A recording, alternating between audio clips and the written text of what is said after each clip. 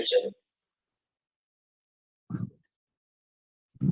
गुरु की ही कृपा से हम सब की सच की प्यास जगी है, जगी भी और बुझी भी। कितना शुक्राना है इस बात का।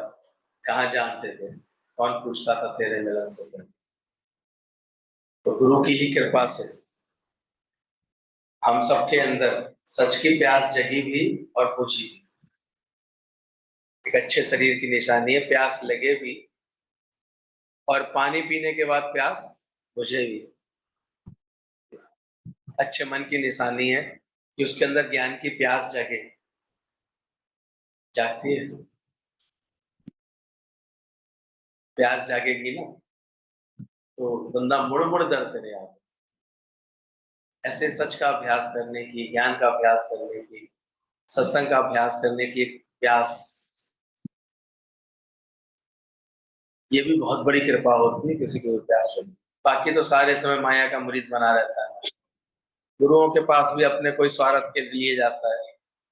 काम पूरा हो गया तो मिठाई लेके चला आता है, नहीं तो चिंता करता रहता है बैठे बैठे कि कब होगा कब होगा कब। पर ये नहीं गुरु के पास आने का सही काम। गुरु के पास आओ तो तुम्हारे अंदर से जगत नहीं, अंदर से तुम्हारा विश्वास भर जाए भगवान में, ऐसे पक्का हो जाए। गुरु की कृपा से हम सबकी प्यास जगी भी और बुझी भी। कौन कौन सहमत है इस बात से? पहले जानते थे भगवान पाने की कोई लगन थी, तो प्यास भी किसने जगाई? बुला बुला के सत्संग उपजे चाह भी साथ। ये जो हम चतुराइयां रखते हैं ना, सत्संग की महत्व नहीं देते इतना नियम को, हम देखते हैं फिर उनकी प्यास भी ठीक से जग नहीं पाती। और फिर वो जैसे कि प्यास है पानी की और पिला रहे हैं सिर का, इसे जगत ही खिलाते पिलाते रहते हैं दुनिया की बातों से, उल्टा उसकी प्यास और बिगड़ जाती है, भटक जाती है। लेकिन ये गुरु की कृपा ही है जो हमारे अंदर सही प्यास जगा देता है हमारे अंदर, और फिर उसको इतना प्रेम दे करके, ज्ञान दे करके बुझा भी देता है, तो तृप्त करके बैठाता है। दुनिया में टेम्परेरी खुशियां हैं, हसरत भरी लोगों की खुशी पल पल में रंग बदल। ये भी विवेक जागृत करता है दुनिया में क्या है। ये हसरत भरी लोगों की खुशी, ये पल पल में रंग बदलती है। हम रगे हुए तेरे रंग में हैं, माया के रंग को क्या जाने। ज्ञान की समझ मिलने लगती है, देखो ये भाव आ जाते हैं अंदर में। हसरत भरी लोगों की खुशी पल पल में रंग बदलती है। और हम देख रहे थे एक सत्संग का निमंत्रण कितना सहज और कितना सबको उमंग में लाने वाला हो जाता है। अचानक किसी का भाव पूरा करने के लिए जाना हुआ नोएडा में, सोच रहा था मैं भाई पहली बार जाऊंगा, मुझे तो उनके एरिया का भी कोई आइडिया नहीं है, कुछ नहीं। बस जो है एड्रेस ले लिया था, पर उनके पतिदेव बहुत उनके जैसे पुण्य आत्मा थे, उन्होंने जैसे ही समझा ये सत्संग कराना चाह रही है, भैया को बुलाना चाह रही है, उन्होंने पीछे से ऐसा भाव जगाया। उसी बिल्डिंग के अपार्टमेंट का जो हॉल होता है वो उन्होंने तुरंत बुक करा लिया। हॉल दिखा रहे थे मुझे, मैंने कहा ज्यादा से 15 20 25 लोग होंगे, आप इतना बड़ा क्यों कर रहे हैं? बोले नहीं सबको ले आइए, सबको बुलाइए। जैसा उनकी भावना थी, उनको तो नहीं लग रहा था कि सब हो पाएंगे, लेकिन हाँ जब कोई इतने भाव से खींचता है, बार बार बुलाता है, तो मैंने कल लीला होती देखी। यहाँ से 3 गाड़ियां दौड़ गई, आगरा से भी 2 गाड़ियां दौड़ गई। फिर दिल्ली में नोएडा क्षेत्र में भी देखा कि जो जो भी हमारे अभी हम मिलते रहते हैं कभी जाकर के उनसे, वो केवल एक बार ऐसे ही बोला, मैसेज थोड़ा भेजा उनको कैसे ऐसे आइए, मौका लगे तो आइएगा सुबह। लगभग सबके सब लोग। और अब तो एक और वजह है कि ज्यादातर लोगों के बच्चे वहां पर रहते हैं, तो जॉब कर रहा है भी कुछ कर रहा है, तो वो भी जो है 50% तो लगभग वहां थे। हॉल अपने आप ही मैंने देखा भर गया उनका। सारी जो जो आदमी संकल्प करके बैठे होंगे आएंगे भैया सेटल हो आएंगे, और हमको तो नहीं इसकी अंदर से लग रहा था। लेकिन ये है कि गुरु का प्रेम ऐसा हो, वो कब कहाँ कैसे कैसे बिल्कुल अलग ही था, रूट अलग था और सब अलग था, लेकिन वहां भी सब प्रेम से जुड़ गए। कब 10 बजे से वहां पर सबके 3 बज गए पता नहीं चला, डूबे रहे सब। उन्होंने भी बड़ी उदारता से सबके लिए भोजन प्रसादी तैयार कराई थी। सब ने अपने अपने भाव पूरे किए, मन पूरी की। मौका मिला तो नाचे गाए सब काम किया। तो लगता है कि कौन करा। 2 दिन पहले तक भी हमने कहा चलो आप बहुत जोर लगाएंगे तो 50-60 लोग लोग हो जाएंगे, लेकिन कब 150 का आंकड़ा छू रहा था कल जब, हमने कहा ये कहाँ से, ये गुरु अपने आप ही कैसे करता है। आप अकेला सब करे घट में लहर रुक जाए। ये सबको जिसको भी उसको भाव था, जो जहां जहां भी सत्संग सुनते थे नोएडा में 2-3 जगह बैठ कर, वो लोग सब दौड़ करके आ रहे थे। रामप्रस वाले आ गए थे, तो जो भी थोड़ा भी मिल, किरण आंटी, हमको तो थोड़ा लग रहा था अंकल अचानक से ही शांत हुआ है, हम मिलने ही नहीं जा पाए उनके पास। तो हमने ऐसे ही बस उनको फोन किया, उनकी मैं मिलने तो नहीं आ पाया हूँ, पर ऐसे ऐसे मैं आ रहा हूँ। अरे गौरव चिंता क्यों कर रहे हो, मैं आ जाऊंगा। नहीं मैं आपसे पहले मिलने आ जाऊँ, बोले वही मिलेंगे। वो भी सब प्रेमियों को लेकर के आ रहा। तो लगता है एक सत्संग का कितना सहज नहीं होता। दुनिया में बुलाओ तो कहाँ आते हैं लोग, कहाँ कहाँ हो पाते, कितने उनकी दिक्कत होती है। लेकिन सत्संग के लिए मैंने देखा 1.5-1.5 घंटे 2-2 घंटे यात्रा करके, यहाँ से तो गई 2.5-2.5 घंटे की यात्रा करके। और वहां भी मैं देख रहा था कोई फरीदाबाद से आ रहा है तो उसको पूरे 2 घंटे लग रहे थे, कोई कोई रामपुर से आ रहा है तो उसको भी 1 घंटा लग रहा था, कोई कहीं से आ रहा है किस तरह से। लेकिन सब अपना उमंग रख करके आ रहे हैं। तब लगता है कि गुरु कहीं भी अपने बच्चों को प्रेम दिलाना है तो वो दिलवा। आप अकेला सब करे घट में लहर रुक जाए। बस हम अपना संकल्प अच्छा रखें, भाव अच्छा रखें, भावों में समर्पण होना चाहिए, उदारता होनी चाहिए, समर्पित होने का भाव होना चाहिए। तो ये गुरु प्यास जगाता भी है, प्यास बुझाता भी है, और साथ साथ एक समझ दे देता है कि दुनिया में टेम्परेरी खुशियां हैं। दुनिया की हसरत वाली लोगों की खुशी तो पल पल में रंग बदल। और जिन शशि जी के यहाँ गए उनकी तो दीवानापन बिल्कुल चरम पे था, पैर उनके जमीन पे पड़ ही नहीं रहे थे, दे दनादन नाचे जा रही थी, खुशी कर रही थी। और उनके फ्लैट में घुस गए सबके सब। और मौसम ने भी हमने देखा कल ऐसा बदलाव हुआ। सत्संग के बाद लग रहा था धूप में कहाँ जाएंगे, तो धूप ही गायब कर दी भगवान। बदली आ गई, पानी आ गया। तो लगता है कि कैसे वो उसकी कृपा के साथ चल रहे हो, उनका हाथ कैसे चल रहा होता है साथ साथ। सब एक मत होते हैं तो चीजें कितनी आसान सी नहीं लगती, सरल नहीं हो जाती। क्योंकि एक ही बात है, एक ने कही सबने मान, एक ने बोला आसानी से मान लिया गया। सब मन बुद्धि चलाएं तो कितनी उलझन नहीं आती, जो मन बुद्धि चलाते रहते हैं वे पीछे नहीं रहे आते। इसलिए गुरु को आगे रख करके चलते रहते हैं, थोड़े भाग्यशाली लोग। बोले हसरत वरी, वहां आडंबर वाले वेशधारी गुरुओं से तो मन डरता था, पर गुरु ने साधारण रूप में आकर हम सबको भीतर के राम रंग में रंगा, ना कि बाहर का भेष बदलवाया। कोई मिला तो कहता है आज मुझे बहुत अच्छा लग रहा है सत्संग, बहुत अच्छा। वो क्यों, ऐसा क्यों? बोले मैं बहुत जगह जाता हूँ भैया, नया था तो किसी के कहने पर आ गया था। कहता मैं बहुत जगह सत्संग देखा है, उल्टा दुखी होकर लौटता था। तो सत्संग में जाकर के कोई सीधे कोई कोई बात बता रहा होता था, कोई कोई बात बता रहा होता था, ना तो आधी पल्ले पड़ रही होती थी, और सबके सोते सुताए चेहरे देख कर। बोले यहाँ तो मैं 3 घंटे से देख रहा हूँ किसी के चेहरे से हंसी गायब ही नहीं हो रही। सब इतने खुश हैं, सब इतनी मौज में, सब इतने आनंद में, और ज्ञान की बातें भी लग रहा है ऐसे सब समझ में आ गई, मेरे को अच्छा लगा सब।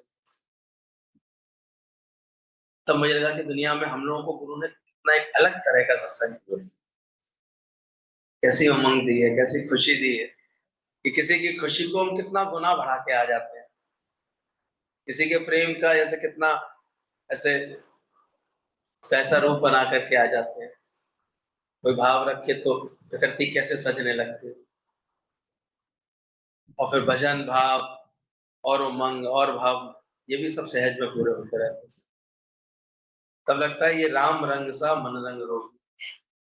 मन को बहुत सी बातों का एडिक्शन है, ड्रग एडिक्ट्स होते हैं तो हॉस्पिटलाइज करते हैं उनको, तो छुड़ाने के लिए ऐसे ही तुम्हें भी गुरु के पास एडमिट होना होगा। तो बहुत सारी चीजों के एडिक्शंस होते हैं मन को, जैसे सुबह देर से उठने की आदत है, तो नहीं वो सुबह का समय उसका ऐसे ही वेस्ट हो जाता है। किसी की कपड़े आने की आदत है, एडिक्शन है। खाने पीने में संयम ना रख पाने की आदत होती है, और भी भटकने की, घूमने की, सब तरह के छोटे छोटे रस लेने की एडिक्शन होती है। इसलिए जब गुरु की शरण में एडमिट होते हैं, गुरु की नजर में रहते हैं, संग रहते हैं, तब ये एडिक्शन धीरे धीरे उसके प्रेम में हमारे छूटने लगती है। असर तो दवाई तो मिले करने से, इतना सही समझ ज्ञान वैराग मिलता है अंदर से, समझ आती है अंदर से, सुख का केंद्र तो मेरे अंदर है, मेरे अंदर है, परमात्मा ने रखा है, तो धीरे धीरे फिर छूटता है। तो ये एडिक्शन जो होता है, इसके लिए गुरु के पास एडमिट होना होगा। मन माया के रसों की सुखों की गुलामी से छुड़ाने के लिए इसको गुरु की शरण में। पर अक्सर हम देखते हैं यहाँ से भी बड़ी जल्दी भागता है मन, इसको ठीक होने का शौक होगा वो संग करता है, वो नियमित सत्संग का संग करता है, आवश्यकता पड़ने में गुरु के संग का महत्व समझता है। और जिसको भगाना होता है तो देखो हर जगह से, यहाँ ये कमी दिख रही थी, यहाँ ये बात दिख रही थी, उसने ऐसे क्यों कह दिया, उसने ऐसे क्यों बोल दिया, इन बातों से उभरे आता है, उसको परेशान हो जाता, पर शौक हो ऐसे पूरा रंग लेने का, पूरी बात समझने का, पूरी तरह से अंदर से छूटने का संग होना चाहिए, ऐसा शौक होना चाहिए। आप कह रहे हैं हमने भगवान की नौकरी कर ली, तो याद रखना माया की नौकरी को रिजाइन देना होगा। गवर्नमेंट में कोई भी एक काम कर रहे होते हैं तो दूसरा नहीं कर सकते,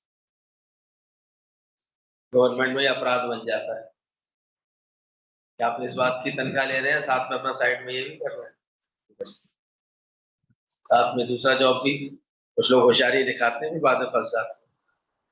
तो बोले ऐसे ही हमने भगवान की नौकरी कर ली है, तो याद रखना अब माया की नौकरी से रिजाइन देना होगा। तो दोनों तरफ नहीं चल सकते, वन साइड होना पड़ेगा। दादाजी वचन बोलते थे तुम एक तरफ हो जाओ, दुनिया का बन के इतने सालों से देख लिया, अब प्रभु का बन के देखो, उसकी आज्ञा में चल के देखो, उसके हिसाब से चल के देखो, अपनी मैं गुम करके देखो, अपने अंदर के कर्ता भाव को गुम करके देखो। जो भिड़ते से रहते हैं, लगे हैं, कर रहे हैं, आजकल तो कितना जबरदस्त, अरे जो सामने कार्य आ रहा है उसको अच्छे से करो, मन लगा के उस काम में चलो, जीवन को अच्छा करो, जीवन अच्छे कर्म से। आप रामचंद्र जी ने कोई क्या जिद करी किसी बात में, अभी भी राजगद्दी मिल रही है, अब आप जो है वनवास जाना पड़ा, खुशी से अपने मन को बोल दिया, मूड ऑफ करके बैठ गए थे, दुखी होकर बैठ गए थे, चाहते तो वो भी के के ऊपर आरोप लगा के बैठे यार, मैं तो 2 मिनट लगती है, माता पिता पे आरोप लगा दो, किसी का आरोप लगा दो। ध्यान के बाद इतनी समझ आनी चाहिए, हमको वही मिल रहा है जो इसके लिए हमारा हमने मेहनत रखी होगी, हमने मेहनत की होगी, या हमारा जो भगवान हमारा चाहे, तेरे किए को हम क्या देंगे भले बुरे का नाम। और हर दिल पूरी उमंग में, पूरी खुशी में, ज्ञान की लगन में बिता कर चाहना बना लेते हैं। आजकल जिसको देखो यंग बच्चों के अंदर में से बड़ा अंदर में ऐसे दुख लगा रहता है, शोक लगा रहता है, मेरे मन का छुआ और है और मालिक के कुछ, झगड़ते रहते हैं, परेशान होते रहते हैं। तो ज्ञान से गुरु ये खत्म कराता है, तो एक के हो जाओ, एक तरफ नौकरी कर लो, साधु को साथ में दूसरी नौकरी नहीं कर सकते, प्यास भी गुरु जगाता है सच की, आपको जरूरत है पानी की, आप सिरका पी रहे हैं, तो फिर कहते हैं प्यास और भड़क जाती है। चाहिए शांति, ढूंढने लगते हैं माया में, तो फिर और स्थिति बिगड़ जाती है। तो जो समझदार होते हैं, ज्ञान से अपने को जोड़ लेते हैं, सत्संग से जोड़ लेते हैं, तो हमने देखा फिर उनका जो है मन अंदर से साफ हो जाता है, समझदार हो जाता है। आपको जरूरत है पानी की और आप सिरका पी रहे हैं, प्यास और भड़केगी। प्यास तलाश है सच की, और बुझाना चाहते हैं सांसारिक तरक्कियों से, बाह्य जगत की उपलब्धियों से। अभी भी बहुत लोगों का यही बस एक बात रह जाती है, यही प्रश्न रह जाता है, यही मन की स्थिति रह जाती है। बस तू कहीं ढूंढे कहीं, शांति में ढूंढ कहीं रहे, वहां मिलती नहीं। वो शांत स्वरूप तुम्हारा अपना है, उसको अपने में ढूंढना करो, और ढूंढने लगते हैं पदार्थ, ये काम मेरा पूरा हो जाए, ये बात मेरी पूरी हो जाए। वो तो दुनिया के धंधे तो फिर कम होंगे जो चलते रहेंगे, लेकिन इतना देखा गया है जो परमात्मा की लगन में रहते हैं, गुरु की शरण में रहते हैं, क्या समय आने पर वो कार्य सारे होते हैं कि नहीं होते, कैसे कराता है, इसको समझ आ जाती है। क्या बिना अल्लाह वल्ले के काम हो नहीं पाते हैं। आजकल तो देखो कितनी बढ़िया सेटिंग कर दी गई, वो खुद ही आपके पेपर मंगा लेंगे, वो खुद ही देख लेंगे आपका इंश्योरेंस है, वो खुद ही कह देंगे हाँ आपका कोई पैसा नहीं लगेगा, थोड़ा बहुत ही बस ऊपर खर्च होगा आपका, आ जाओ आपके टांगे काट कूट के ठीक कर दें। नहीं हो रहा है। 4 लाख के पैर बदले कितने लाख दिया है, ऑपरेशन तो कीमती था। दिखा भी रहे हैं अपना विश्वास जनाने के लिए, हमारा गोल्ड वाला पार्ट डाल रहे हैं, इसमें ऐसा डाल रहे हैं,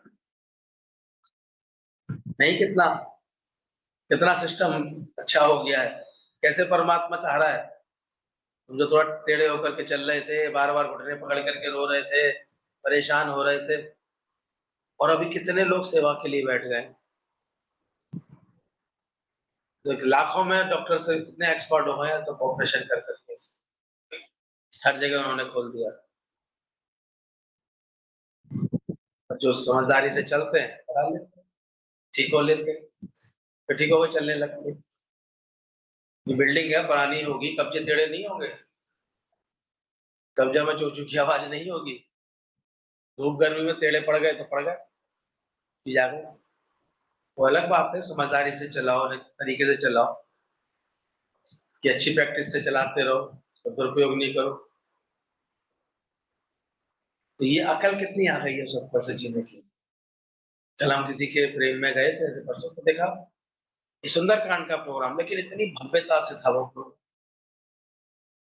ऐसा आनंद आ गया, ऐसा लग रहा था कि साक्षात बालाजी वहां पर प्रकट थे।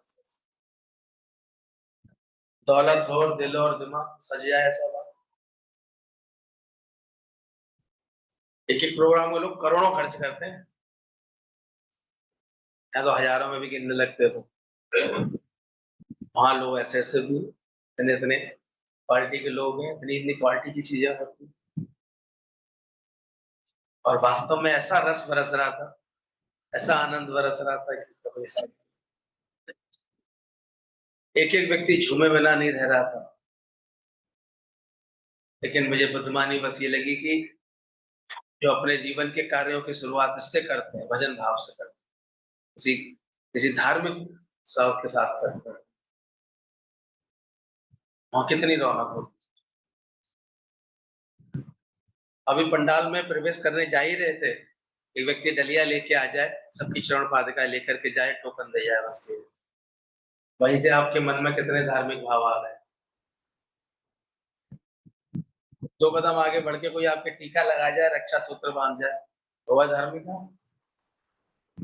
पूरा कार्यक्रम इतना रंग से भरा हो, गर्व होता है। कोई किसी का बचपन से जिसका हमने देखा था, उसका, हमारे मित्र का सत्संग में, इन सब बातों में, अच्छी बातों में बड़ा रुझान, हर चीज को बहुत धार्मिक तरीके से करने का उसका शौक रहता है। तो जब उसने उसे याद किया, गए, बहुत आग्रह था उसका, तो हमने देखा चीजों को कितना अच्छा किया जा सकता है, अपने स्वर में सारी जितनी भी भारत की प्रचलित भाषाएं हैं, शैलियां हैं, उसमें उसमें वो जो है बदल बदल करके उसमें 48 तो 51 धोए तो होते ही है पूरी पूरी छंद। वो अब इसमें गा रहे हैं, अब इसमें गाना है, अब इसमें गाना है, बड़ा रसमय बना दिया चीजों को। आप कितना अच्छे से अच्छा बना सकते हैं। और यहाँ हम देखते हैं 20-20 साल से आ रहे हैं, एक भजन रस में लेकर के नहीं गा सकते। तो एक भजन तो याद कर लेते हैं, वो भी तो ऐसा आता है अंदर आनंद से गा पाते हैं, खुशी करके गा पाते हैं। सीखते नहीं है कभी, इंटरेस्ट नहीं रखते हैं। जिनको ज्ञान का सत्संग का इंटरेस्ट होता है वो क्यों नहीं कर सकते। तो पुराने हैं हम लोग, तो 4 से प्रेम करने में और एक्सपर्ट होना चाहिए, 4 तक अपना प्रेम का संदेश पहुंचाने में और होशियार होना चाहिए, कार्य करने का शौक होना चाहिए। नहीं कर सकते हैं, आप तो आते हैं यहाँ, चलो हफ्ते 15 दिन में चलो भैया से मिला, और आके सीख करके क्या किया, अपना जीवन बदला। दुनिया ना बदले, बदल जाए हम, तब हमें मिलेगा फर्क। उसके लिए अभ्यास। मैं उनको देख रहा था कि बंदे ने केवल सुंदर कांड पर ही कितना जबरदस्त अभ्यास किया हुआ, गाने वाले ने। कम से कम उसने 20-21 तर्ज में सुंदर कांड की चौपाइयों को पढ़ने की तर्ज, और हर बार का संपुट उसका पलट जाता था, तो उसमें एक भजन सेट किया हुआ था। ऐसा झमाझम रस बरस रहा,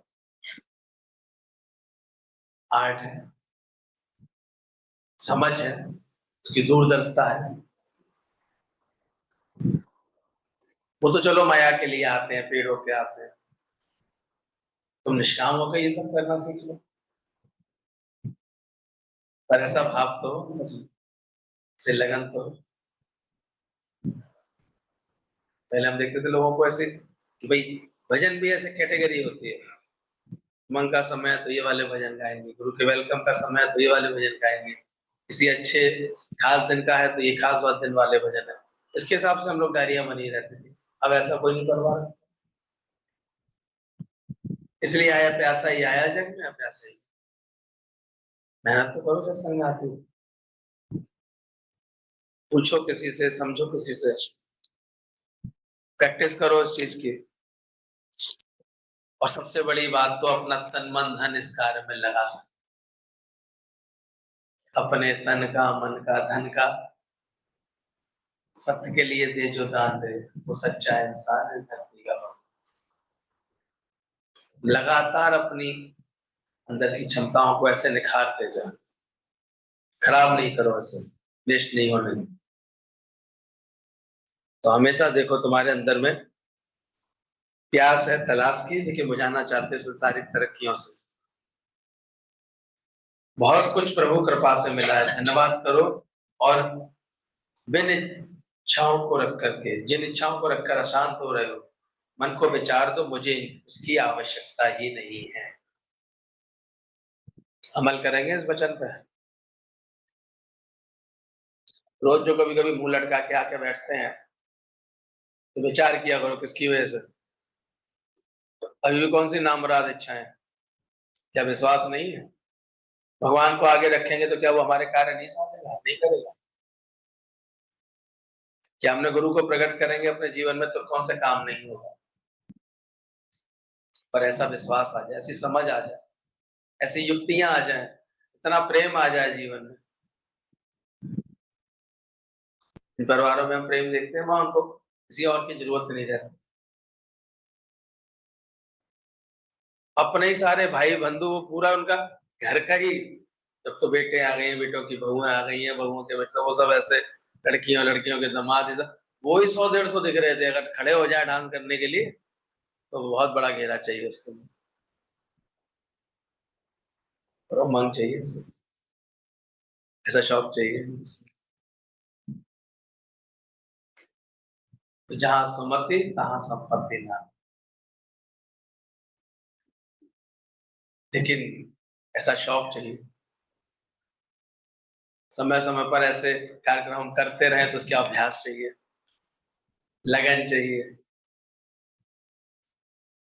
और हमने भी देखा है जो भी जितने भाव से अगर भगवान के लिए कुछ करता है, तुम उसकी राह पर अगर कुछ भी करते हो तो कई गुना वो तुम्हारे पास पहुंचे, ये विश्वास ऐसा दिखने में आता है। मेरी राह पर पैर रखते थे, दोनों नक चढ़ी, कभी इस बात पर नक चढ़ा दी, कभी इस बात पर नक चढ़ा दी। तो सुधारो अपने मन को, आए हो परमात्मा को पाने, सच को पाने, इसको पाओ अच्छे से। तो धन्यवाद करो कि जिन इच्छाओं को रखकर अशांत हो रहे हो, मन को विचार दो, मुझे इसकी आवश्यकता ही नहीं है, तुरंत चित्त शांत हो जाएगा। दादा भगवान पूछते थे क्या चाहिए आपसे, कि जब हम पूछते हैं कि आप, तो आप कहते हैं कुछ नहीं। जो तृप्त है वह सबसे बड़ा अमीर है, इसको तृप्ति आ जाती है, बड़ा अमीर हो जाता है। एक शिकारी को शिकार का शौक था, शेर का शिकार करने की चेष्टा की, पर शेर घायल तो हुआ, पर हाथ से निकल गया गोली लगने के बाद। अब घायल शेर चलता रहा और उसने पलट करके वार किया उसके ऊपर, शिकारी के ऊपर। तो शिकारी ऐसे उछल करके पेड़ पर चढ़ गया। अब शेर पेड़ पर चढ़ नहीं पाता है, लेकिन वो जंप लगा लगा के कोशिश कर रहा था किसी तरह से पकड़ में आ जाए। बुखार हो गया था शेर को, काफी देर जंप लगा करके जब वो नहीं चढ़ सका पेड़ के ऊपर, तो कहते हैं वो शेर जो है लौट गया। किस तरह जान बचा करके वो शिकारी आया। बात ऐसी बन गई थी कि उसे अपने ऊपर बड़ा गुस्सा आ रहा था कि आज थोड़ा सा निशाना चूक गया और मैं मरते मरते ऐसे बचा। तो उसने बहुत अच्छी प्रैक्टिस करनी शुरू कर दी, बोले अगली बार नहीं छोड़ूंगा, अगली बार तो शेर को लाना ही है मारकर। तो वो टारगेट लगा करके खूब दिन तक प्रयास करता था, तो जंगल में जा जा करके अभ्यास कर रहा था। तो एक जगह अभ्यास कर रहा था, उसे धम धम धम की आवाज आने लगी। जंगल में धम धम की आवाज कहाँ से आ रही। गौर से देखा उसने, यहाँ से आवाज आ रही उस दिशा की तरफ गया, तो देखा तो बड़ा अचरज, वही शेर पेड़ पे और ऊंची ऊंची छलांग मारने की कोशिश कर रहा था। साला पिछली बार बच गया था, अब की नहीं छोड़ू। तो ऐसे ध्यान रखना, मन भी कम पाजी नहीं है, ये भी ज्ञान से ही ताकत लेता है, ये सत्संग से ही ताकत लेता है और अपना पाजी बना दिखाता है। ये भी वह प्रैक्टिस में लगा रहता है कि कैसे गुरु की बात से हटाऊं इसको, कैसे इसको ऐसे भटकाऊं इसको, ये भी वही इतनी प्रैक्टिस करता रहता है। तो शिकारी को अपनी असफलता अच्छी नहीं लगी, तो अपना अभ्यास किया धनुष चलाने का। कुदरत में जंगल भी गया तो पेड़ पर चढ़ने के लिए छलांगे लगा रहा था। तो ना केवल शिकारी पर शेर भी सफल होने के लिए अभ्यास कर रहा था। तो मन को तुम मारना चाहते हो, और मन भी नित्य नित्य नए प्रयास करता है, तुम्हें हराने की कोशिश करता है। इसलिए टकराओ मत, अपनी ऊंचाइयों की ओर चढ़ो, बढ़ो, ये नीचे ही रह जाएगा। इसलिए अपने अभ्यास में कुशल रहना, क्योंकि मन उतना ही देर से आना होकर के आएगा। बाकी सब कुछ बनना चाहते थे तो उसी दिशा में प्रयास क्यों नहीं करते। चाहते तो हैं हम ज्ञान का सुख मिले, सत्संग का सुख, पर क्या हमारे प्रयास हैं उस तरफ। पर जब भी नथिंग की मंजिल ब्रह्म ज्ञानी की ब्रह्म शांति की मंजिल ही सच्चे सुख की खान है, ऐसा जानोगे तो मिटने की मौज दोगे अपनी हस्ती। और नहीं तो अपनी हस्ती बना के चलने वाला तो उलझा ही उलझा रहता है। अब इससे नाराज है, उससे नाराज है, अब इसकी बात ऐसे बुरी लग गई, इसका आचरण बुरा लग गया, उसने ऐसा क्यों कह दिया, उसने, इन्हीं बातों में टाइम वेस्ट करता रहो। और जो ब्रह्म ज्ञान का अभ्यास करेगा वो बस मैं हूं और मेरा गुरु और बाकी सबसे प्रेम, ऐसे करके वो जो है बड़े आराम से केवल अपने ज्ञान को बढ़ाएगा। वो रोज निरंतर ये चेक करेगा मेरे अंदर ज्ञान की वृद्धि हो रही, मैं अपने आत्मिक सुख में आ गया हूं, मैं कैसे भी परिवर्तन को आराम से ऐसे कर सकता हूं। वो हमेशा अलर्ट रहेगा। कल देखा सीज फायर के बाद भी सेना अलर्ट रही, अलर्ट नहीं रहती तो धोखेबाज तो वो है ही है। थोड़ी देर में उसका जो है, क्योंकि वहां कंट्रोल ही नहीं। नेता कुछ बोलते हैं, वहां की सेना वाले कुछ बोलते हैं, और सेना में भी छुपे आतंकवादी कुछ और करते हैं। थोड़ी देर में पोल खुल गई उनकी।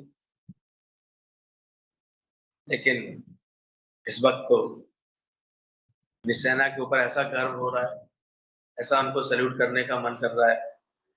थल सेना, जल सेना, वायु सेना, तीनों ऐसे। और सबसे शानदार तो हमारे मोदी जी का गंभीरता से भरा हुआ नेतृत्व, दृढ़ता से भरा हुआ एकदम से ऐसा नेतृत्व, शान बढ़ा दी है। कल हम बैठे थे वहां, बार बार करते, मैंने कि इतनी सुरक्षित ऐसे वातावरण दिया हुआ है, आज हम लोग इतनी शांति से निश्चिंत होकर के, कहने को तो वॉर है बॉर्डर पे, लेकिन हम लोगों के अंदर के मन में कोई भय नहीं आ रहा है, कोई ऐसे मन की स्थिति बिगड़ नहीं रही है। सारे कार्य उतने सुचारू रूप से चल रहे हैं। क्यों? क्योंकि हमें विश्वास है, मोदी हमारे एक एक विश्वास सा नहीं दे दिया केवल उसने हम सबके मन में, एक भरोसा सा नहीं दिला दिया है। उसने सेना का इतना मान करके, सेना को इतना मजबूती दे करके, जो आवश्यकता है वो सब उनकी पूरी करके, और उनके लिए अच्छा विचार दे दे करके, ऐसा सबके अंदर वो भाव पैदा करा दिया, अरे हमारी सेना सब कर रही है, सेना करके भी दिखा रही है। नाम भी कितने सुंदर सुंदर दिए, सुदर्शन चक्र चल रहा है एक आजकल बॉर्डर पर। वो ऐसा सुदर्शन चक्र है, कोई भी कहीं से भी वो पाकिस्तानी बदमाशी कर रहा है, वहीं उसकी वो काट कर रहा है। ऐसे लग रहा है फिर से सतयुग से आ गया। लेकिन फिर भी, और उसके बाद भी मैंने देखा, अगर कोई प्रयास हो रहा है अगर युद्धबंदी का, उसमें भी भारत आ गया। ऐसा नहीं है कि पीछे, तो कहीं बदमिजाजी ना आ जाए कार्य करने, कहीं ऐसे बदगुमानी ना आए अंदर में, ये भी एक बहुत बड़ी जीत होती है। ये तो आदमी तो नहीं, हल्दी की गांठ किसी को मिल जाए, सत्संग भी अभी समझा नहीं है, कभी गुरु का संग किया नहीं है, ज्ञान की कोई बात समझी नहीं, बस चूहे महाराज को हल्दी की गांठ मिल गई और सारी की दुकान खोल के बैठ गए। तो ये होता है मन की स्थिति। अधजल चना बाजे घना, चलकती है, अगर जितना अंदर, पहले पहले अंदर में गंभीरता तो हो, ज्ञान को समझ तो हो। अभी दो से तो मन मिला नहीं पा रहे हो, गुरु तो मैं 2000 से मन मिलाने के लिए तैयार कर रहा है, कब मिलाओ, कैसे मिला पाओ? शौक होना चाहिए अपने अंदर की, मन को ठीक रखने का, खुश रखने का, हर बात में राजी रहने का, ये शौक अंदर से बढ़ना चाहिए। मिटने का, समझने का, सेवाएं पहचानने का। गुरु थोड़ी बोलेगा हर बात के लिए, और जो सेवाधारी होते हैं, जो सेवा भाव वाले होते हैं, उन्हें दिखती है, उन्हें लगता है। बाकी गुरु तो और देखकर समझ जाएगा कि देखो अभी इसके मन का क्या एडिक्शन है, सेवाओं से जी चुराता है, बातों से जी चुराता है, थोड़ी थोड़ी देर में इसका मूड ऑफ हो जाता है, थोड़ी थोड़ी देर में मन खराब। इन सब चीजों को जीतना ही तो है, और क्या है। जानते हो सबसे पहले सफल एयर स्ट्राइक किसने की? दुनिया की, विश्व की सबसे प्रथम एयर स्ट्राइक कौन सी थी? चार में हमारे हनुमान जी गए थे लंका में घुस के। सटीक एयर स्ट्राइक थी, केवल बदमाशों को ही नाश पहुंचाया और दूसरों को नहीं। पलट पलट कपी लंका जारी, पलट पलट करके उन्होंने लंका को ऐसे जलाया। कितनी बुद्धिमानी से काम किया। गए भी तो कहाँ किसका कैसे उद्धार करना है, सुरसा को कैसे जीतना है, तो लंकनी को कैसे जीतना है, तो रावण का महल कैसे पहचानना है, स्त्री और बच्चों को कैसे कोई नुकसान नहीं पहुंचने देना है, रावण का कैसे मान मर्दन करना है वो भी समझ में, विभीषण की कैसे रक्षा करनी है, और अशोक वाटिका में बैठी हुई माता का शोक कैसे दूर कर देना है। सारे कार्य कौन कर पाता है? क्या थी हनुमान जी के अंदर? सुंदर कांड इतना सुंदर बना कब? तो कौन प्रकट हुआ? तो हमारा भी जीवन जब भक्ति भाव हो, भक्ति भाव की बहुत कम होगा तो सुंदर बन जाए। फिर बंदर नहीं बनेगा, जो छल कूद मचाने वाला मन नहीं बचेगा उसके पास। भक्ति होती है तो एक लय में उसकी सेवा चलती है, एक लय में उसका, उसको कोई डिगा नहीं सकता। उसके अंदर अपने आप ही इतनी शक्ति आ जाती है, वो कार्य करता है।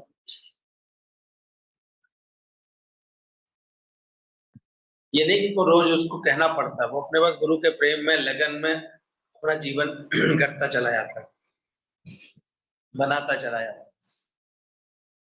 अंदर में उसके थोड़े दिनों बाद ही शांति लगी पड़ी रहती है। विसर गई सब तात पराई, जब से साध संगत मोहे भाव। ये स्थिति बननी चाहिए। पर आ जाए ऐसी भक्ति, सत्संग के लिए लगन, गुरु के लिए लगन होती है ऐसी। मोहे छल छिद्र कब नहीं भावा। तो रोज देखना कि हमारे अंदर ऐसी भक्ति आ रही है। मंगल मंगल गए हनुमान जी को चोला चढ़ाया है, लेकिन सीखा उनसे कितना कुशल मैनेजमेंट होता, कैसे युक्ति से कार्य करने का योग, कैसे जीत करके आने का ऐसे अंदर से शौक। पहले ही मुलाकात में उन्होंने देख लिया, उसने शनि को जो है अपना बंदी बना रखा है, और लंका जलाते समय उसको मुक्त कर देना। तब से तो शनिदेव ने भी तो संकल्प किया, जहाँ हनुमान जी होंगे वहां की कोई नहीं बड़ा बिगाड़ सकता उसका, उसको मैं कुछ नहीं बिगाड़ सकता। तो भक्त अगर कोई सनीचर टाइप के लोग भी मिल जाए तो अभी प्रेम करके क्या करता है, उनकी भी सेवा, उनको भी दोस्ती कराता है। तो भक्ति तो हो अंदर में नहीं चाहिए। अच्छा, दूसरी भावना क्या रहती है उसके अंदर? राम काज, अगर भक्त होगा तो क्या करने को आतुर होगा। और दूसरी बात, प्रभु चरित्र, और उसकी हृदय की स्थिति क्या होगी? राम लखन। अकेले राम जी से काम चला लेता। उसके बाद सही थी, वो जानता था अगर इधर राम की अंगूठी की कृपा से लांगा है तो उधर से फिर लौटाने वाली मेरे पास क्या है? माता की शुभ। उसको एक समझ है। तो भक्त का मतलब ही वो समझदार, वो पहचानता है। और इतना कार्य करने के बाद भी उसके अंदर कोई अभिमान ना आए, तभी तो क्या कहलाए? अणुमान। अपने को क्या माना? अणुमान। कभी नहीं आया कोई। और प्रीत हमेशा किसकी रही? कौन से दो पद मांगे? उनसे जुदा ना हो। तो हमारे अंदर भी ऐसे भक्ति भाव सही होता है ना, सही चुनाव अपने आप को। भगवान तुमसे मुझे कभी दूर नहीं होना है। तो आज जिन्होंने भी ऐसी भक्ति करके कार्य किया है, अपने जीवन में लगन रखी है, आज भी कई एग्जाम्पल है जो ऊंचाइयां पा रहे हैं, समझ सफलता पा रहे हैं ज्ञान में। होंगे, वो आ गई होगी उनके अंदर हनुमान जी की भक्ति, और कुछ समझ आ गई हो, अपने प्रभु को रिझा लिया होगा कि प्रभु के मुख से यही निकले, तुम मम प्रिय भरत ही संभालो। मुझे इतने प्रिय गुरु को लगे कि हाँ ये कितनी प्रियता से कार्य करता है, ये कितना समझदार है, कैसे हर कार्य को संभालता है, कैसे ये अब सरदर्द नहीं है, ये क्या बन गया है? हमदर्द बन गया है। ये हर कार्य में इतना कुशल हो गया, ये हर बात को ऐसे संभालता है। अभी सुख बुद्धि लेने वाला नहीं अच्छा लगता, मांगता नहीं है वो। देखते हैं हमारे कल बिल्कुल नई जगह थी, लेकिन 2-4 चुने हुए ऐसे हैं उनको भाव जगा दिया, तो वो दौड़ गए समय से पहले और बिल्कुल नई जगह पर सारे इंतजाम का उन्होंने सारी सेवाओं को संभाल लिया। तो अच्छा लगता है। वो भी कह रहे थे कि ये सब लोग आ गए तो सबने कैसे हाथों-हाथ तो संभाल ली सारी। हमारा राधे था, वो तो वहाँ से 10 मिनट की दूरी पर ही था, सबसे पहले तो वही पहुँच गया था एक मित्र को लेकर। फिर वो था विशाल आगरा फरीदाबाद में, वो दौड़ गया था, ये भैया दौड़ गए थे। तो कार्य तो करने सेवा से संभालने से ही होता है, ऐसे थोड़ी कि बातों से हो जाएगा। कैसे हो जाएगा? यहाँ बैठे हो, ज़रूर उसके बाद सेवा करनी पड़ेगी, थोड़ा सफाई रखनी पड़ेगी, सुबह भी साफ करके बैठो। तो कोरी-कोरी बातें सुननी, अंदर देखो, अंदर कैसी दृढ़ता होनी चाहिए, कैसी भक्ति होनी चाहिए तुम्हारे में, कैसी लगन होनी चाहिए। तुमको ऐसा विश्वास है गुरु रीझा हुआ है कि अभी तक उस पागल मन के साथ रहते हो जो हमेशा गुरु पर ही दोष लगाता रहता है। मतलब तुम्हारे अंदर ऐसी समझ आई, चेक करो तो एक-एक लेटर गीता भगवान ने कितनी समझदारी के लिए सुनाया है, कैसे आना चाहिए तुम्हारे अंदर समझ आया है। बोला मेरा फर्ज क्या है गुरु के प्रति, ये भी भूल जाते हो। उल्टा कहते हैं गुरु को ऐसा नहीं करना चाहिए, छोड़कर नहीं जाना चाहिए, यहाँ जाना चाहिए। ये तो भगवान पर ऑर्डर चलाना हुआ। चलना था हमें ऑर्डर पर और चलाने लगते हैं हम भगवान। तो यहीं से हम देखते हैं बहुतों की गुरु की मर्यादा बिगड़ने लगती है।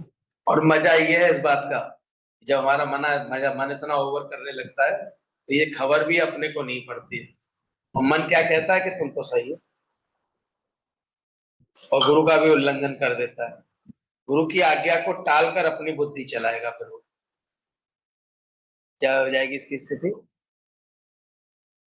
ये जो अभ्यास कर रहे हैं ना शेर भी हमको लगा रहा है, ये कैसा हो जाता है कभी। तो शुक्र है हमारे पास हमारे गुरुजनों के इतने अनुभव के भरे लेटर हैं, जो कम से कम चीजों को क्लियर तो करते हैं कि देखो ये मन करा क्या रहा है, कि कैसे हमें सच से भटका रहा है। एक समय-समय पर क्या करता है, ज़्यादा फ़ैमिलियरिटी में आ जाते हैं गुरु के साथ, तो फिर उल्टा गुरु को भी ज्ञान सुनाने लगते हैं। अरे! आपने समझी नहीं बात, ऐसे सोचने लगते हैं। चलाना था खुद को ऑर्डर में, खुद को गढ़ना था, चलाने किसको लगते हैं? गुरु तो फिर भी निमाड़ा होता है, चलता रहता है तुम्हारे वजह से, लेकिन तुम्हारा उद्धार नहीं होता बस। गुरु की आज्ञा को टालकर अपनी बुद्धि चलाएगा फिर। ऐसा बीच की अवस्था में सबको होता है, पर सही समय यही समय होता है सावधानी। ये भी गीता में बता रहे हैं, आएगा ज़रूर सबके पास ये, मन ऐसे, लेकिन यही सावधानी का समय होता है जिससे तुम सावधान हो जाओ। जिसके अंदर में सच, उमंग और गुरु के लिए प्रेम और ज्ञान की कद्र है, वो गुरु की आज्ञा अनुसार चलने में समय को नहीं देखेगा, यानी वेस्ट नहीं करता फिर टाइम। और कौन होगा ऐसा? जिसके अंदर सच, उमंग और गुरु के लिए प्रेम होगा। ज्ञान सुनते सुनते उसके अंदर सच बस जाएगा और उसका हृदय सबसे प्रेम रखने की उमंग रखेगा, सेवा करने की उमंग रखेगा। क्योंकि उमंग नहीं है तो आप नहीं कर पाएंगे। पैर पीट पीट के किसी से सेवा करवा भी लो ना, कभी कभी तो बड़ा अजीब सा लगता है। हाँ, तो मजा ही नहीं आया, किया तो सही लेकिन इसमें एक होता है उमंग से, चार काम करके भी वो पांचवें के लिए हाँ बताइए, ऐसे ऐसे स्वभाव वाला, ऐसी लगन वाला, जो एक बार गुजरे तो उसको आसपास की जो जो चीजें संभालनी है सब संभालता नजर आए और खुशी से चहकता हुआ। वो कौन सी अच्छी लगती है? मुंह सुजा के सेवा करने वाली, उसकी मुस्कुराहट तो हुई। तो शिष्य भी कौन सा पसंद आता है? डरता हुआ कुड़ता हुआ ऐसे भुनभुनाता हुआ सेवा करने वाला मजा अच्छा लगेगा। तो कभी अकल आएगी। तो ध्यान रखना, गुरु की आज्ञा को मन कहेगा कि तुम सही हो। बोला जिसके अंदर में सच होगा, उमंग होगी और गुरु के लिए अच्छा प्रेम और ज्ञान की कद्र। ज्ञान की कद्र का मतलब गुरु जी कहते थे, आती सत्संग के समय, अरे गुरु जी आपने वो काम बताया था, तब गुरु जी को बहुत बुरा लगता था। बोले काम जरूर है, सेवाएं जरूर है, लेकिन सत्संग की कद्र है। ज्ञान जो तुम्हें सुबह शाम अभ्यास के रूप में मिल रहा है, उस समय तुमने अपने को प्रेजेंट वहां क्यों नहीं रखा? कार्यों को इतनी युक्ति से, इतनी कुशलता से क्यों नहीं किया? पर यहाँ भी हम देखते हैं लोग, जब कर्म का दिखावा होता है ना, तब सही समझ नहीं होती। आप ही का तो काम कर रहे हैं उल्टा, और गुरु पर गुरु नहीं। गुरु ये भी तो देखना चाहता है सत्संग के लिए कितनी कदर है, ज्ञान के लिए कितनी कदर है। तो बोला सच उमंग गुरु के लिए प्रेम और ज्ञान की कद्र, वो गुरु की आज्ञा अनुसार चलने में उसको कोई दिक्कत नहीं आई। वो गुरु की आज्ञा अनुसार चलने में समय को भी नहीं देखता है, वो आज्ञा है बस। जैसे लहणे को बोला ना, अचानक नानक की रात को अंदर से वो ध्यान से उठ के बोलते हैं, अरे लहणे जाओ जाकर के कपड़े धो लाओ। शिष्यों को बोला तो बाबा बुड्ढा की तो बुद्धि चलती थी, अरे रात को 1 बज रहा है, इस समय क्या कपड़े धोने जाएंगे, कपड़े सूखेंगे ही नहीं। लेकिन इसलिए ध्यान रखना, फिर वो गुरु की आज्ञा में चलने में कभी भी समय को नहीं देखता है। जितनी भगवान को तुम्हारी परवाह है, उतनी तुमको भगवान की नहीं है। तुम कहोगे कि नहीं आता भगवान का कोई काम है, हम कोई काम है क्या, ऐसी बुद्धि बन जाती है। फिर पहले एक आनंद होता है जो किसी भी हालत में कम ज्यादा नहीं होता, और एक होता है सुख और मजा। जिज्ञासु कभी कभी मजे को ही आनंद समझ बैठते हैं, आधे रास्ते पर रुक जाते हैं। इसलिए सीता के साथ राम थे, और सीता की इच्छा हुई सोने के हिरण, और राम को भी हाथ से कमा दिया। कैसा विवेक जागृत हो रहा है कि एक छोटी सी भी इच्छा हमें राम से दूर लेके जाएगी। बहुत बड़ा एग्जाम्पल है। अच्छी वाली राम के साथ रह रही थी, राम के लिए पूरे राज्य का त्याग करके आई थी, लेकिन फिर आकर के क्या आ गई उनके अंदर, एक इच्छा। ये हम सबको सिखाने के लिए सीता माता ने ये लीला करी।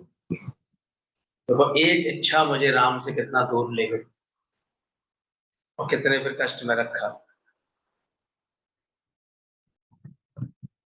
उनको है ऐसा कि एक इच्छा, अगर दुनिया की इच्छा कर ली तो मैं सत्संग से कितना दूर लेके जाएगा, कहाँ रखेगा।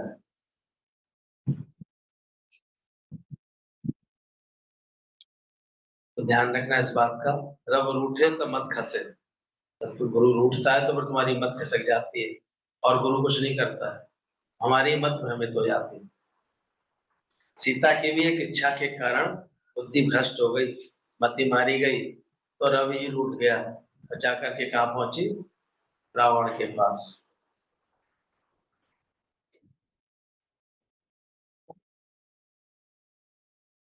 पुरुषार्थ के समय कहेंगे प्रारब्ध में होगा आना जाना तो आएगा, पर जो प्रारब्ध पर भरोसा करके पुरुषार्थ का आसरा छोड़ देता है वो नीच पुरुष है। पहले वचन तो समझो गुरु क्या कहना चाह रहे हैं। भाग्य पर छोड़ करके जो मेहनत करना छोड़ देता है, भाग्य पर रखकर, उसको नीच पुरुष बोला, फिर वो सफल नहीं हो पाता। जो जाने वाला होता है देखो जाता है, ये तो क्या कहता रहता है, अभी बुलावा आया नहीं, अभी तो बुलावा आया नहीं, भैया का बुलावा आया नहीं। वैसे जाना होता है वो हर महीने बनता है। पुरुषार्थी सफल हो जाता है। ज्ञान के कार्य में भी देखो तुम्हारा पुरुषार्थ है, अपना जीवन बनाने के लिए पुरुषार्थ है, जो साकार के होते हुए भी उसको फायदा नहीं होता देता, तो उसे फिर अंत में पछताना पड़ता है। साकार गुरु आता है जीवन में तो हम उसका लाभ नहीं लेते हैं, पर अंत में पछताना पड़ता है। अंत में उसको बोलना सोचना पड़ता है कि मैंने दुनिया और लोकारित की वजह से अपना समय भगवान भी हाथों से गंवा दिया। इसलिए कीमियागिरी वाली दृष्टि अब हासिल करो। कीमियागिरी मतलब हर समय होशियारी की, हर बात में होशियारी वाली दृष्टि हासिल करो। हर कार्य में होशियारी यही होती है। एक होशियारी तो व्यक्ति होता है एक ही बार में जाता है, पूरा कार्य पूरा करके लौटता है, और दूसरा उसी के 3 बार चक्कर लगाता है उस काम को करने के लिए। होशियारी वाली दृष्टि क्या होती है? कीमियागिरी, कारीगरी वाले। एक अच्छा वर्क हो जाए किसी कपड़े पर तो कितनी कीमत बढ़ जाती है। 500 रुपए की जॉर्जेट की साड़ी 50,000 का लहंगा बन जाती है। क्या हुआ उसके ऊपर? वर्क, काम हुआ। तो क्या हमारा जीवन की कीमत नहीं बढ़नी चाहिए? अगर गुरु वर्क कर रहा है तो क्या उस वर्क को सफल कर रहे हैं, या अभी भी बक बक करके सब बेकार कर देते, उसको गंभीरता से ले रहे हैं? जैसे अभी दादाजी ने बोला कि अपनी माँ को ये ज्ञान दिया और खुद के अंदर से ममता हटाई। केवल अपना ही नहीं, माँ का ही नहीं बोला उन्होंने। जब उस माँ के मरने की खबर आई तो खुद भी तो अपनी ममता जीते हुए बैठे हुए थे। उस टेलीग्राम को आराम से पढ़ करके सत्संग करते रहे। महत्व किसको दिया? दुनियावी रिश्तों को दिया या ज्ञान को दिया? या आदर्श ऐसे ही नहीं बने हुए हैं? ये केवल बोला नहीं है इन्होंने, समझी है बात। अब इतना कभी गुरु से बात करने का रस आता? बच्चों को तो 2 मिनट फोन लगा के सब बता दे, एक दिन भी मौन में नहीं रह पाते। बड़बड़ करने की इतनी आदत है, रस इतने पड़े रहते। इससे सहेली होगी, कोई दोस्त होगी, उससे बकबक कर लेंगे, पर अपने मन को ट्रेनिंग देने के लिए क्या हम गुरु से जुड़ते हैं, लगन रखते हैं? ये लगना चाहिए। कहीं जाते हैं तो हम जिस प्रयोजन के लिए गए उस प्रयोजन को हमने पूरा किया। हमें वहाँ डिसिप्लिन देना था, वहाँ हमको संभालनी थी चीजें, रस देना था, प्रेम देना था, किसी को एहसास देना था कि हम सब तुम्हारे साथ खड़े हैं। ये कोशिश करते हैं, ये होना चाहिए अंदर से। गए हैं तो फिर पूरा पूरा कार्य कर रहे हैं, हर जगह समझ के साथ चल रहे हैं। ये ऑलराउंडरनेस अंदर में सबको आनी चाहिए, धीरे धीरे बढ़नी चाहिए उसको। ये पुरुषार्थ करने का शौक आना चाहिए, अपनी मेहनत करने का शौक आना चाहिए।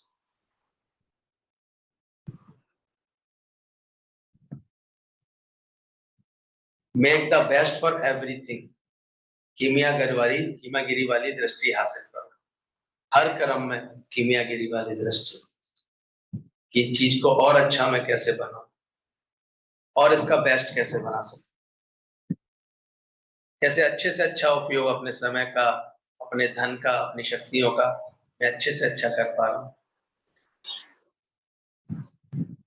मेरे घर में ज्ञान का प्रकाश हो रहा है, मेरे जीवन अंतःकरण में ज्ञान का प्रकाश हो रहा है कि नहीं, ये देखना चाहिए, चेक करते रहना चाहिए। कनेक्शन प्रॉपर जुड़ा हुआ है, लाइट प्रॉपर आ रही है कि नहीं आ रही। कहीं भी कोई लूज होगा, लाइट नहीं चली जाती। तो अंदर मायूसी आई मतलब क्या है, उदासी आई मतलब क्या है? तुम्हारा गुरु से कनेक्शन हटा पड़ा है। जिसके कनेक्शन जुड़े रहते हैं उनके कैसे रहते हैं? परमात्मा का ऐसा उनके ऊपर कृपा लगती है हमेशा। Make the best for everything. हर चीज का अच्छे से अच्छा सदुपयोग करके, ये आर्ट होनी चाहिए। हर फन मौला बोला गया है, यानी से हर फन आता, हर बात आती। दूर से ही देख करके गुरुजी पकड़ लेते थे कि देखो इसमें अभी ये चीज इतनी टेढ़ी है, इसको ऐसे सीधा करो, ये चटाई थोड़ी टेढ़ी बिछाई है आज, ये चीज ऐसे रखी है। ये चीज इतनी व्यवस्था की नहीं, पर ऐसी नजर तो आए, पहले ऐसी समझ आ जाए, और रोज प्रैक्टिस से भी निखार आता है। नित्य नित्य सत्संग का जब अभ्यास करते हैं, इन सब बातों की पकड़ आ जाती है कि हमारा मोह रुला गया, हमारी इच्छा रुला गई, हम क्यों नहीं मुड़ पाए, क्यों नहीं झुक पाए सब किसी के आगे, क्यों नहीं बात को समझ पाए, कहीं जा रहे हैं तो हमारा क्या प्रयोजन है, क्या उपयोग है, तो पूरा कर रहे हैं कि नहीं हम कर रहे हैं। किसी किसी को हम लेके गए अपने साथ, लेकिन हमने देखा कि वो उसे तो नहीं सीखना चाह रहा। अब ये भी है कि व्यक्ति कैच नहीं करता, बातों को समझता ही नहीं, तो अपने आप ही उसके संकल्प उसका साथ छूट जाए, और एक सब तरफ से अपने को ऑलराउंडर बनाता है, होशियार बनाता है। भगवान के अंदर भेद था, सारा ज्ञान उन्होंने अर्जुन को क्यों दिया? क्या था अर्जुन के अंदर? ये घड़ी घड़ी मूड ऑफ करता था। ये पांचों भाइयों में अर्जुन को ज्ञान क्यों दिया गया? उसका उत्तर बताया ना गुरु जी ने। क्यों दिया? तो हमको भी ज्ञान कब मिलेगा? गुरु का प्रेम, गुरु का ध्यान, गुरु का हर तरह का दुलार तो कितना देता है गुरु, सोचो क्या नहीं देता, साथ कितना देता, कितना खींचता है। कितनी बार दौड़ते थे साल में, ढारे ढारे बार दौड़े जाते थे गुरु जी के पास। प्यार था तभी तो। समझने का शौक होना चाहिए इसे अंदर से। बाकी कुछ बनना चाहते हैं तो उसी दिशा में प्रयास कर भी करते हैं। बी नथिंग की मंजिल, ब्रह्म शांति की मंजिल ही सच्चे गुरु की शरण है। एक धोबी को नदी किनारे एक कीमती पत्थर मिला, उसने गधे के गले में बांध दिया। अभी देखा था सबने ये, जौहरी ने पूछा दाम क्या है? गधे के गले का पत्थर देख करके धोबी सोचने लगा, मुझे तो फ्री में मिला है। बोला तुम ही बताओ उसका। जौहरी ने बोला, ये लगता है मूर्ख है, पता नहीं है। उसने बोला कि है क्या, 3-4 आने का होगा, चलो 1 रुपए तक दे दूंगा तुम। उसने ऐसे सोचा, इसे हड़प लेता हूँ।